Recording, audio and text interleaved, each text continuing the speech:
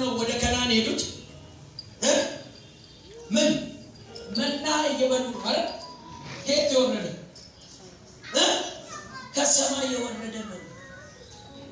አያችሁ፣ ከእግዚአብሔር ጋር የቀጠሉ ከሰማይ በሚመጣ ነገር ነው ወደፊት የቀጠሉ። ዛሬ በጌታ በኢየሱስ ክርስቶስ ስም ይሄንን ሬቨሌሽን ይሄን መገለጥ በኢየሱስ ስም ትይዙታላችሁ። እግዚአብሔር በሕይወታችሁ ላይ ታምራትን ያደርጋል። አዳምና ሔዋን አትብሉ የተባሉትን በልተው በውጤቱ በላይፋቸው ላይ ውጤት መጥቶ እንደታየ እናንተ ደግሞ ክርስቶስን በልታችሁ በሕይወታችሁ ውጤት ይታያል። ጮና በደንብ አሜን በል። ጮና በደንብ አሜን በል። ያለ አዳምና ሔዋን ያንን በልተው በሕይወታቸው ውድቀት እንደታየ፣ ፍርሃት እንደታየ፣ ድህነት እንደታየ፣ ሌሎች ነገሮች እንደተገለጡ እግዚአብሔርን ዓለም ደግሞ ብላ የተባልከውን በልተህ ወደ እግዚአብሔር ባለጠግነት ውስጥ ትገባለህ። ወደ እግዚአብሔር ሰላም ውስጥ ትገባለህ። ወደ እግዚአብሔር ረፍት ውስጥ ትገባለህ። ወደ እግዚአብሔር ደስታ ውስጥ ትገባለህ። ምክንያቱም ያኛው በልተው ኔጌቲቭ ኢምፕሊኬሽን በሕይወታቸው ከተገለጠ እነኚህ ጋር ደግሞ ፖዚቲቭ ኢምፕሊኬሽን በሕይወት መገለጥ ይጀምራል። ጩና በደንብ አሜን በል። አሜን አሜን። ስለዚህ የጌታን ሥጋ ደሙን ስንወስድ በቤተ ክርስቲያን ውስጥ ስርዓት ነው ወይስ አማኙን ምንድን ነው የሚጠቅመው? ብዙ ሰው የጌታ እራትና የጌታ ደሙና ሥጋው በቤተ ክርስቲያን ውስጥ ምን ጥቅም እንዲያመጣለት አልተነገሩም። ይላችሁ በደንብ ስሙ። የጌታ ደምና ሥጋ ለአንድ አማኝ የሚሰጠው አማኙ በሕይወቱ የሚገጥመው ማንኛውንም ነገር ኦቨርካም አድርጎ ተሻግሮ እንዲሄድ የሚያደርግ ኃይል በውስጡ አለው። ጩና አሜን በል። አሜን አሜን። በጌታ ደም ውስጥ ምን አለ? ኃይል አለ። በጌታ ሥጋ ውስጥ ምን አለ? ኃይል አለ። ያንን ኃይል ቻርጅ ስትደረግ በኃይል መሄድ ትጀምራል። በጭንቀት ውስጥ ካለ በዛ በጌታ ደምና በጌታ ሥጋ ወደ ከበደ ሰላም ውስጥ ይገባል። የጌታን ደሙንና ሥጋውን ስትወስድ የተጋረደብህ ነገር ከመንገድ ላይ ይነሳል። አሜን በላይ ባክህ። ሁለተኛ ቆሮንቶስ ምዕራፍ 3 ሄዳችሁ ስትመለከቱ እንደዚህ ይላል። የሙሴ ሕግ በተነበበ ጊዜ ሕዝቡ ዘንድ መጋረጃው መጥቶ ይጋረዳል ይላል። ወደ ክርስቶስ ዘወር ባሉ ጊዜ ግን መጋረጃው ይነሳል ይላል። አሜን አሜን። እናንተ የክርስቶስን ሥጋ ስትበሉ የተጋረደባችሁ ነገር ከመንገዳችሁ ላይ ይነሳል። ለምን ሲባል እግዚአብሔር ከሰማይ የላከው መና ነው ኢየሱስ። ባለፈው ሳምንት ዮሐንስ ወንጌል ምዕራፍ 6 ላይ አንብበናል። ቁጥር 51 ላይ እግዚአብሔር ምን ብሏል? ከሰማይ የወረደው መና እኔ ነኝ አለ ኢየሱስ። እኔን የሚበላ እኔን የሚጠጣ ሕይወት ይኖረዋል። ምን ይኖረዋል? ሰላምክ ሕይወት ይኖረዋል። ጤንነትህ ሕይወት ይኖረዋል። ቢዝነስህ ሕይወት ይኖረዋል። እያንዳንዱ ነገር ምን ይኖረዋል? ሕይወት ይኖረዋል። የጌታን ሥጋና ደም ስትበላ እንዴ አይደለም የምትሆን የእግዚአብሔር ልጅነትን የባሰ እየተረጋገጠ ይሄዳል። አሜን በል። ብዙ ጊዜ ግን ቤተክርስቲያን ውስጥ የጌታን ሥጋ ስለመውሰድና እንትን ሲታሰብ ሰው ሁሉ ያለቅሳል። ባለፈው ተናግሬያለሁ። አሁን የጌታን ሥጋ እንወስዳለን ሲባል እንጸልያለን ሲባል ሰው ሁሉ ሾልኮ ሄደ። እንዴት ከሞተልክ ነፃ ከሚያወጣት አርነት ከሚያወጣት ነገር ሸሽተህ ትሄዳለህ ወይ? ሸሽተህ እንድትሄድ ያደረገው የጌታን ሥጋና ደም ስላልፈለግክ ሰው በውስጥህ የገባው ትምህርት ነው ያስወጣል። በቃ ያለ የጌታ ሥጋና ደም እግዚአብሔር ውሰዱት ያለ ለእኛ ጥቅም ነው። ለእኛ ጥቅም ነው። በእኛ ሕይወት ውስጥ ከጌታ ጋር ህብረት እናደርጋለን። ከጌታ ኃይል ጋር እንነካከል። ከጌታ ፍቅር ጋር እንነካከል። ከእግዚአብሔር ብልጽግና ጋር እንነካከል። ከእግዚአብሔር በረከት ጋር እንነካከል።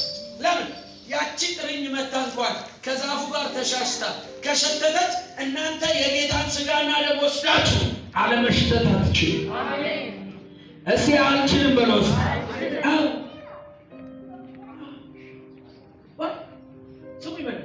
ጌታ በስጋው እኛ ሰፈር መጥቶ እኛ ዓለም መጥቶ ይሄው ስጋዬን ውሰዱ ደሜን ውሰዱ ብሎ ሲለን እየተቀያየርን ነው። የኔ ደካማን ስጋ እሱ ወስዶ የበረታውን የእሱን ስጋ ነው ለኔ የሰጠው። የኔ በበሽታ የተበረዘ ደም ነው፣ የእሱ ግን በሽታ የማያውቀው ደም ነው። አሜን አሜን አሜን። የኔ ስጋ ከዚህ ምድር ነው የተገኘው፣ የእሱ ግን ከሰማይ ነው የመጣው። ጩና በደንብ አሜን በለን። ስለዚህ ሰማያዊውን ስጋ ስትበላ ሰማያዊ ዓለም ውስጥ ትገባለህ። መገለጥ ውስጥ ትገባለሽ። መገለጥ ውስጥ ትገባለሽ። መገለጥ ውስጥ ትገባለህ። ማታካታካታካታ ኢየሱስ ጌታ። ሰማይ ከሰማይ ጋር ስትነካኩ ተጽዕኖ የሚያደርግባችሁ ሰማይ ነው። ከማን ጋር ስትነካኩ? ከሰማይ ጋር ስትነካካ ተጽዕኖ የሚያደርግበት ሰማይ ነው። ከጌታ ስጋ ጋር ተነካክተ ኖርማል መሆን አትችልም። ሰይጣን የክርስቶስን ስጋ አታክ ማድረግ አይችልም። ምን ማድረግ አይችልም? በበሽታ መንዳፍ አይችልም። እስቲ ጮና አይችልም። አይችልም። መጽሐፍ ቅዱስ ኢየሱስ ታሞ ነበር የሚል ቃል አንብባችሁ ታውቃላችሁ? የለም።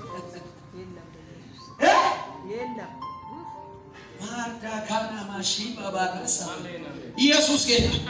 የክርስቶስን ስጋ አታክ ማድረግ አይችልም። ጮና አሜን አሜን አሜን። የጌታን ስጋ ስትወስድ ወደ ጌታ ነው የምትለውጥ።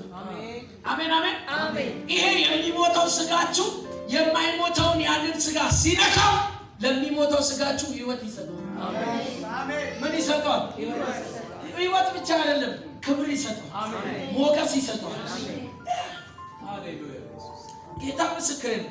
የጌታን ስጋና ደም እየወሰደ ሰው መታመም አይችልም። ወይ የጌታ ስጋ ፈዋሽ ነው። አሜን። ፈዋሽ ነው በለኝስ ጮና በለኝ ባክ። የጌታን ስጋ ሲወስደው በሉኝ መድኃኒት ነው ሞት። ለድካሜ ኃይል ይሆንልኛል። ይሁን መጸለይ ምናምን መንበርከክ ያቃተ ሰው ሲወስድ ይንበረከካል። የሆነ ተስፋ መቁረጥ የሚታየው ሰው የጌታን ደሙና ስጋውን ሲወስደው ተስፋው ይቀጠልለታል። ሃሌሉያ። ሰይጣን አንተ የጌታን ስጋ ስትወስድ አንተን መጥቶ ማውራት አይችልም። ለምን ሲባል የጌታ ስጋ ደግሞ አንተ ውስጥ አለ። አሜን በለኝ። የጌታ ደሙና ስጋው ስታስቡ የመበርቻችሁ የኃይል ምንጫችሁ ቻርጅ እየተደረጋችሁ እንደሆነ ሞባይላችሁ ተጠቅማችሁ ስትጨርሱ እንትን ያለ ኃይል እየቀነሰ ነው የሚሄደው አይደል? ቻርጁ እየቀነሰ መጨረሻ ላይ ዜሮ ያሳያል፣ ይዘጋል አይደል? ነው እኮ። እንደዛ ደግሞ ወስዳችሁ ስትሰኩትስ ምን ያደርጋል? ቻርጅ እያደረገ እየጨመረ ይላል። እናንተ ዛሬ የጌታን ስትወስዱ ነገ የጌታን ስትወስዱ ቻርጅ እየሆናችሁ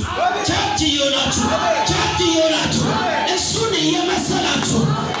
እየመሰላችሁ ከክብር ወደ ክብር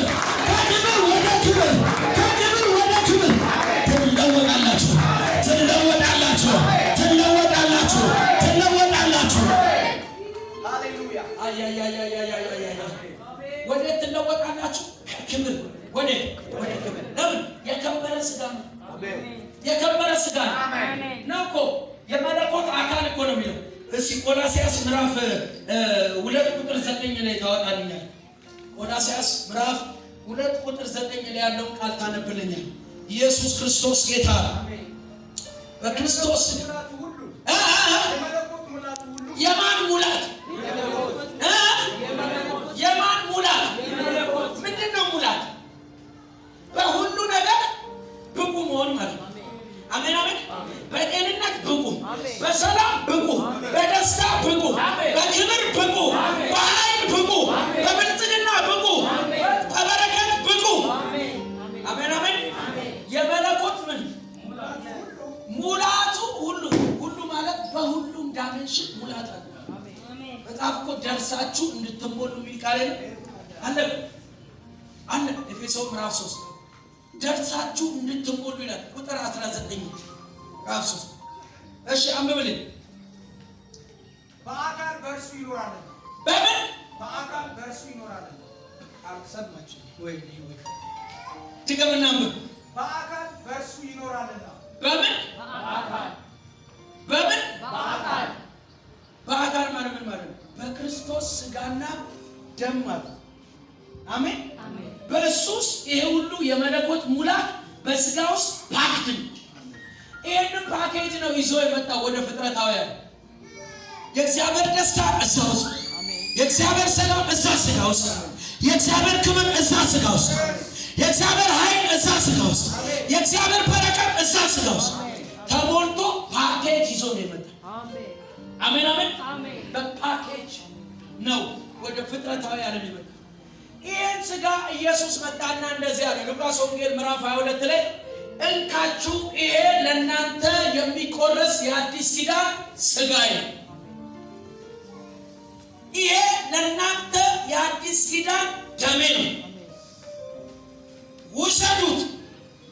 ሁሌ ይሄን ስትወስዱ መታሰቢያ ነው። ምን እናስብ? ደስታ። ምን እናስብ? ረፍት። ምን እናስብ? ሰላም። መጽሐፍ ፊልጵስዩስ ምዕራፍ 2 ቁጥር 12 ላይ እንደዚህ ይላል፣ በጎ የሆነውን ሁሉ አቤት አቤት በጎነት፣ ቸርነት፣ መናን ያለበትን ሁሉ ምን አሉ? አስቡ። በምን ታስባለህ? በጌታ ስጋ ነው። አሜን አሜን አሜን አሜን አሜን አሜን አሜን አሜን አሜን አሜን። ስሙኝ በል።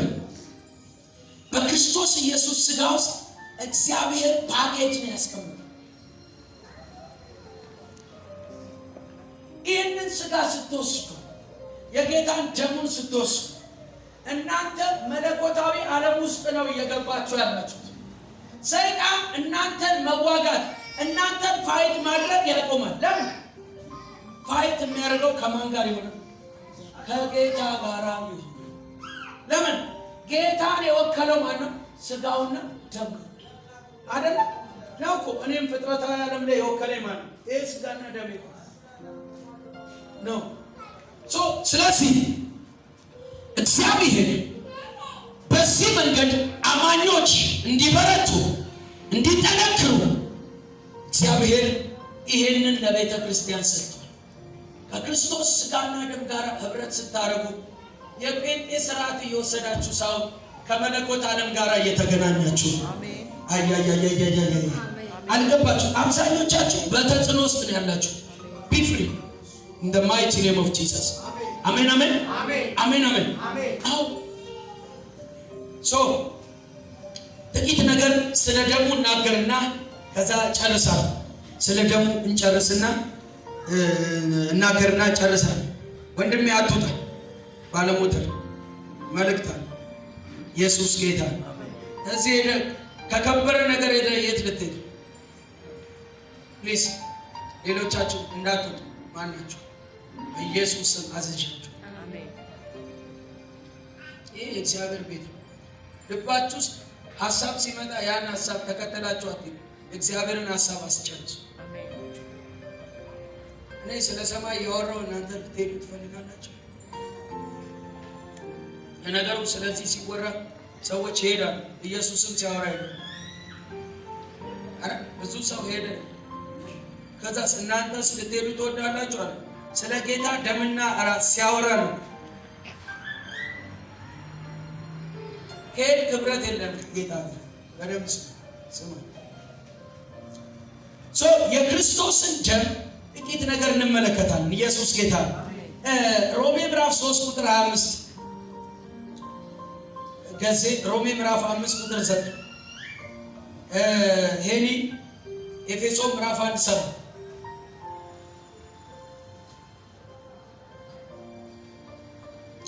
እሺ የደረሰ ሰው ነው።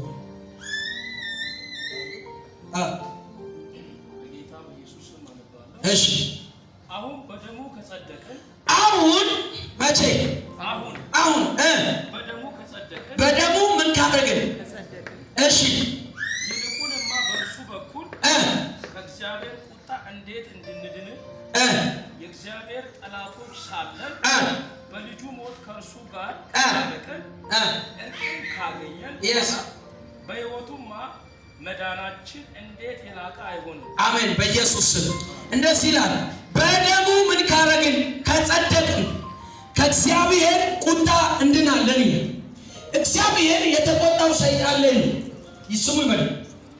ስለዚህ ሰይጣን በእናንተ ላይ በሽታ ቢወረውር እግዚአብሔር ይቆጣል ማለት ነው። ለምን? በሽታ የአጋንንት ነው። የክርስቶስን ደም ስትካፈሉ እግዚአብሔር ያደረጋችሁ ጻድቅ ነው እናንተ ነው። ምክንያቱም በደሙ ምን አድርገናል? ጸድቀናል። ክብር ለኢየሱስ ይሁን። አንዱ ይሄ ደም ስትወስድ ጻድቅ መሆንን ታረጋግጣል። አሜን። የጌታን ደም ስትወስድ ምንን ታረጋግጣል? ጻድቅ። ነገር ግን የጌታ ደም የጌታ ስጋ ሊሰጥ ሲል አንተን እያልክ ምንን እያረጋገጥክ ነው? ኃጢአተኝነትን። እንደዛ ነው። ለምን? አንተ ጻድቅ እንደሆን ካልተነገረ ኃጢአተኛ እንደሆንክ ነው ቸርች የተነገረ። መጽሐፍ ግን ጸድቃል ይላል በደሙ። ጮና አሜን። ስለዚህ የጌታን ደሙን ስትወስዱ ምን እያልክ ነው? ደሙ ምን እያወጀ ነው? አንተ ጻድቅ ነህ እያለ እያወጀ። እሺ ቀጥልልን ፕሮፌት ቶሎ በል።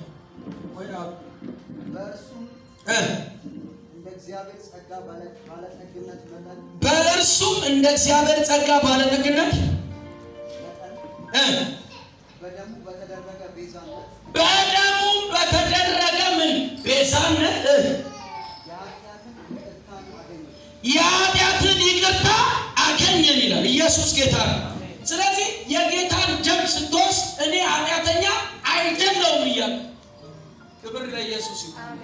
በዛኛው ደሙን ስትወስድ እኔ ጻድቅ ነኝ እያለ፣ አሁን በዚህኛው ደግሞ ደሙን ስትወስድ እኔ ምን አይደለሁም ኃጢአተኛ አይደለሁም እያልክ ክብር ለኢየሱስ ይሁን። ኢምፕሊኬሽኑ ይሄ አዋጁ ይሄ ነው። ክብር ለኢየሱስ ይሁን። እሺ ፕሮፌት አመን እንደነስ ሶስት ቆላስይስ ስንት ነው?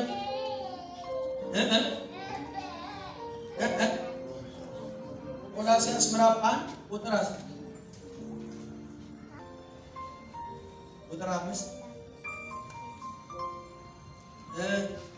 ሄዲ ደግሞ አንደኛ ጴጥሮስ 1:2 ፍጠር። እነኚህን ካስተማርኩ በኋላ ጨርሰን ታላቅ ጽናትና ትዕግስት እንዲኖራችሁ ዘንድ እንደ ክብሩ ጉልበት መጠን በኃይል ሁሉ ምን እያደረጋችሁ እየበረታችሁ ደስ እየተሰኛችሁ ከቅዱሳን ጋራ በብርሃን ርስት ተካፋዮች እንድንሆን እሺ በኃይል ሁሉ እየበረታችሁ ደስ እየተሰኛችሁ ቅዱሳን ርስት በብርሃን ተካፋይ ለመሆን ያበቃንን አብን እንድታመሰግኑ ነው። እሺ እርሱ ከጨለማ አገዛዝ ታደገን ወደሚወደው ልጁ መንግስት አሻገረን። እሺ በእርሱ መዋጀት በደሙ አግኝተናል። በእርሱ መዋጀት በደሙ አግኝተናል። እሺ ይህም የኃጢአት ይቅርታ ነው። ይህም የኃጢአት ይቅርታ ነው። በደሙ ምን ተደርገናል? ተዋጅተን። ስለዚህ የጌታን ደም ስንወስድ ምን እያደረግን ነው? ተዋጅቻለሁ። ጩና ሜበር ምን ብያለሁ? አረላ ደሙን ስንወስድ እኔ ኃጢአተኛ አይደለሁም እያለ፣ ደሙን ስንወስድ እኔ ጻድቅ ነኝ እያለ፣ አሁን ደግሞ እኔ ተዋጅቻለሁ። እሱ ብቻ አይደለም፣ በጠላቶቼ ላይ የበላይ ሆኛለሁ። ከጨለማው ስልጣን ምን አደረገ? አዳነ። ክብር ለኢየሱስ። አሜን አሜን አሜን። ክብር ለንጉሱ። አሜን። የስ እስቲ አንብብልኝ ራዕይ ምዕራፍ 1 ቁጥር 5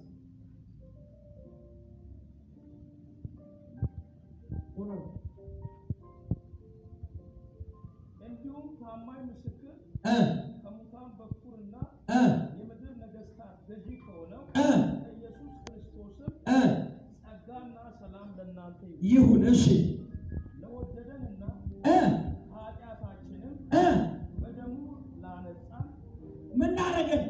በደሙ ለወደደን። ኧረ አሜን በሉ። አሜን አሜን። ምን አደረገን? ለወደደን። ከዛስ ከኃጢአታችንም በምን በደሙ ምን አደረገን? ነፃ ላወጣን። የጌታን ደም ስትወስዱ እኔ ነፃ ነኝ ይላል። አሜን አሜን አሜን አሜን አሜን። ከማን? ከሰይጣን አገዛዝ፣ ከበሽታ፣ ከድህነት ሰይጣን ካመጣቸው ከነኛ ኮልኮሌ ነገሮች ሁሉ እኔ ምንድነው? ነፃ ነኝ እያሉ ለምን? ደሙ የፈሰሰው ለማን ስለሆነ? እስቲ ለኔ ነው። እስቲ ለኔ ነው። እስቲ ለኔ ነው። እስቲ ለኔ ነው። ስለዚህ በደሙ ላነጻ፣ በደሙ ላነጻ። ደሙን ስንወስድ፣ የጌታን ደም ስንወስድ፣ በየቀኑ ስንወስድ ምን እንላለን ማለት ነው? እኔ ነጻ። አሜን አሜን አሜን አሜን አሜን አሜን። በደሙ ነፃ ነኝ እያለ እንጂ የጌታን እንትን ስንወስድ የጴንጤ ስርዓት እየፈጸምክ እንደሆነ እንዳታስብ። እሱን ካረግ you are defeated። ተሸንፋል። እሱ እኮ የጌታ ደሙ የተሰጠበት ዋና ዓላማ አንተን ወደ አሸናፊነት ዓለም የመግባት ማዕቀብ። አሜን አይደል? በደሙ አተመ ኃይለኞች ገዢዎች እንድንሆን ተደረገ። ይሄን እውነት ካልተረዳችሁ የጌታን ደም ስጋውን የምትወስዱ አይሰራላችሁ። እንዲሰራላችሁ ከተፈለገ ይሄን ማድረግ ያስፈልጋችኋል። ክብር ለኢየሱስ ይሁን። አሜን አሜን አሜን አሜን። እሺ አንብብልኝ ማለት እሺ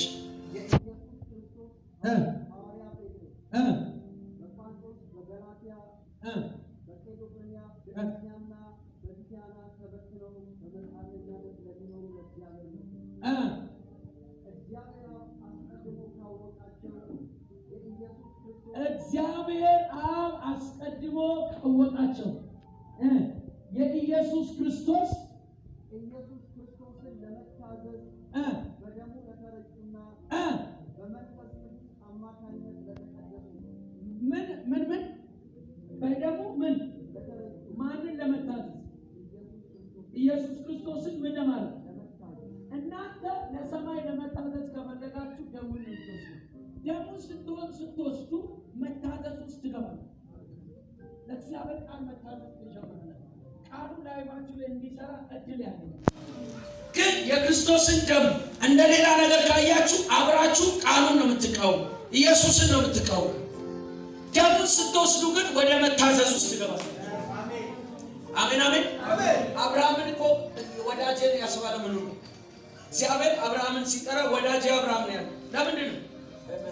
አብርሃም በመታዘዙ ምክንያት የደም ዓለም ገብቶታል። አብርሃም ልጅህን ሰዋልኝ ሲለው አንድም ሳንገራግር ይሶይ ተው በቃ ገብቶኛል፣ አንተ እኔ ያለውን ፍቅር ገብቶኛል። በደም እንደሚሰራ እግዚአብሔር ገብቶኛል። ክብር ለኢየሱስ ይሁን። ስለዚህ የክርስቶስን ደም ስትወስዱ ወደ መታዘዝ ዓለም ነው የምትገቡ። ለማን? ለክርስቶስ መታዘዝ በኑሯችሁ ውጤት መታየት ይጀምራል። አሜን አሜን አሜን። ወደ መታዘዝ ዓለም ትገባለህ። ስለዚህ በአጭር ቃል ደሙ ለእግዚአብሔር አሜን አሜን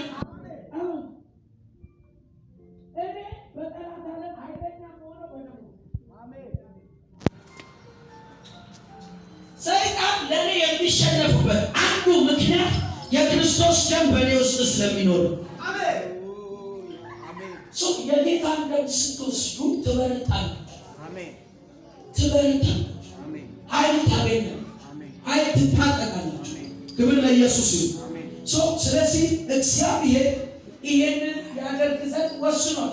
በነገራችን በነብሱ በጣም ትላልቅ የእግዚአብሔር ሰዎች መናፍስቶችን ሲያስወጡ መናፍስቱ አላውቅም ብለው ቢከራከራቸው ረጅም ሰዓት ጊዜ የሚወስደው አጋንንት የደም ኪዳን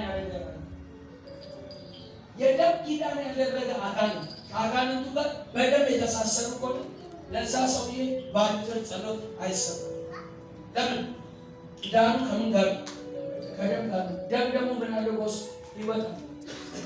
ስለዚህ የዛን ሰውዬ እንትን ሕያው የሆነውን ነገር ነው የምትሰማው።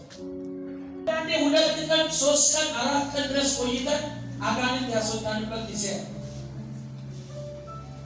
ለምን ሲባል ያ መንፈስ በላቸው በቃ ይሞክራል። ግን እናንተ በዛ ዓለም ውስጥ ለምን? በክርስቶስ ደም ስለሆነ ፋይት መታለ ዛሬ በጌታ በኢየሱስ ክርስቶስ እንደዚህ ይሁን።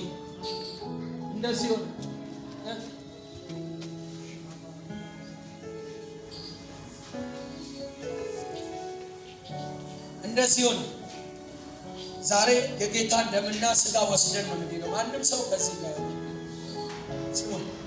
እንዳው የጌታን ስጋ እና ደም የሚወስዱ መጽሐፍ ቅዱስ ውስጥ የተጻፈ የተጠመቀ እንትን ያለ ምናምን የሚል ቃል የለም በእግዚአብሔር የሰማችሁ።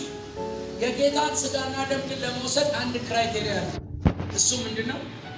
ዳግም ዳግም ተወልጃለሁ ነው። አይ እንድትብሳው ናቸው ዳግም የተወለዳችሁ ይላችሁ። ዳግም ያልተወለዳችሁ እንዳትወስዱ። ለእናንተ በተቃራኒ ነው የሚሰራው። መጽሐፍ ቅዱስ ላይ ደከሙ፣ ታመሙ፣ ሞቱ። ስለዚህ ሕፃናት አውሩ እናንተ አትወስዱ። ሕፃናት እንዳትወስዱ። የቦታው ዝም ብለህ እየዞር የእግዚአብሔር ሰው ጫንልኝ እያልክ አንተ ምን አንተ ላይ ዝም ብለህ ምንጭነው ዛሬ ትወስደዋለህ። ከደከምክበት ትበረታለህ። አሜን አሜን። የሆነ ትግል አለብኝ የእግዚአብሔር ሰው ምትል ከሆነ የጌታን ስጋ ስትወስድ መጥሰህ ማለት ትጀምራለህ። አሜን። ወደ ተለየ ነገር ትገባለህ። በሽታ በሰውነት ውስጥ ካለ በዚህ የጌታ ስጋ ሲገባ እሱ በዘር አሜን። በዚህ ኃይለኛው ሲገባ በዛ ክብር ለኢየሱስ። እኛ ጋር ቸርች እዛ ጫተራ ያለን በጣም ብዙ ልጆች ወደ ጌታ አምጥተናቸው አስተምረን አጥምቀን የጌታ እራት የመጀመሪያ ስንሰጥ ምስክርነት ህይወታችሁ ላይ ይሆናል ብዬ ነው የሰጠሁት። ነገራችን አሁንም የጌታ እራት ደሙና ስጋ ስትወስጂ ቤትሽ ትልቅ ምስክርነት ከዛ ልጁ ሆዱን ያመዋል። ጎዳና ላይ ነው የሚኖር የነበረ እና ለ9 ዓመት ሲበሉ ኢየሱስ ጌታ ኢየሱስ ሲገባ ግን ይጣል የገባው ማን ነው? የጌታ ስጋ። ስለዚህ አንተም ላይ የሆነ የተጫነ ነገር ካለ በዚህ ሲገባ በዛ ይወጣል። አንድ በጣም እርግጠኛ ሆኜ የምነግራችሁ ነገራችሁ እግራችሁን ይመማችሁ፣ አእምሯችሁን ይመማችሁ፣ ምናችሁን ይመማችሁ የጌታን ስጋ ዛሬ ስትወስዱ ፈውስ ያገኛል። አሜን። ቢዝነስ ጀምራችሁ ቢዝነሴ እንደዚህ ተዘጋ የእግዚአብሔር ሰው በቃ እንዲህ ዝጎን ማለት ለምትሉ ሰዎች በኢየሱስ ስም የጌታ ደምና ስጋ በኢየሱስ ስም እንዲከፍተው አሜን በሉት። ይከፍተዋል። እስቲ ያንን ይሰጥ እኔም እየሄድኩ እሰጣለሁ። ከዛ ይሄን እያረኩ አደኩ ማለት ከዛ ለእግዚአብሔር የሚሰጠው ያቺ አድርጌ በቃ ያስኩ ማለት በጣም ብዙ ብር ቢኖረኝ ኪሴ ውስጥ 10 እና 5 ሳንቲም ከሌለ ጫልሰጥ ማወቅ ምክንያቱም ለጌታ ቤት ያቺ የምትሰጥ ስለሚመስል ከዛ ዩኒቨርሲቲ ልገባ የዛን ዓመት እየጠበቅ ከኋላ ቁጭ ብያለሁ። ለጌታ እንሰጣለን ሲሉኝ እኔ ደግሞ ሰው ዩኒቨርሲቲ በምገባበት ጊዜ ስጦታ ምናምን እያመጡ ብዙ ብር ኪሴ ውስጥ ይችላል። ከዛ ውስጥ ስፈልግ 10 ሳንቲም እና 5 ሳንቲም የለች። እዛ ጌታ በድምፅ ማለት ነው ልጄ አትወደኝም ድምፅ ነው የሰማሁት። ያ ድምፅ ከወንበር ላይ አንስቶ መሬት ላይ አንበረከ። አለቀስኩ። በእውነት በጌታ ፊት ነው የምላችሁ። የተሰጠኝም ብር አንድም ሳላስቀር አውጥቼ ሰጠውና እንዲህ አይነት ቃል ኪዳን ከጌታ ጋር ጌታው ከዛሬ ቀን ጀምሮ በኪሴ ውስጥ ትልቅ ብዬ የምጠራው ኖት ቢኖር እሱን ላንተ ሰጠ። ነገ ወይም ሶታ አረጋለሁ ብዬ ያሰብኩት ፕሮግራም ቢኖር እሰጥዛለሁ ብዬ በጌታ ፊት ቃል ከዛ ጊዜ ጀምሮ በኪሴ ውስጥ ያሉት ገንዘቦች ውስጥ 100 ብር ድፍን ቢሆን እሱን አውጥቼ አሁን 200 ብር መጣ እሱ ቢኖር ሰጥ